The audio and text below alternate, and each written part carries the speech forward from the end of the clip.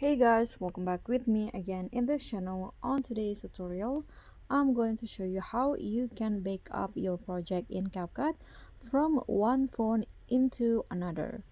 So here what you need to do is just upload the project that you want to back up to your space.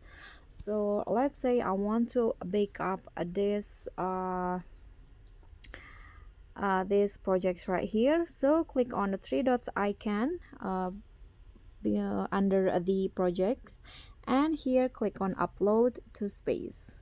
Choose the space that you use to log in into another phone or other device. So I'm going to use this one, for example. Just click on upload, and here to see the progress, click on the space button. You can see now the one project is now back up. This one's right here. Now the project is now back up, and to see the project from in another phone, you can just log in into CapCut with the same account that you used to log in this device. Okay, so that's all from me. Thank you so much for watching. Don't forget to like, comment, and subscribe. Also click on the thanks. Bye.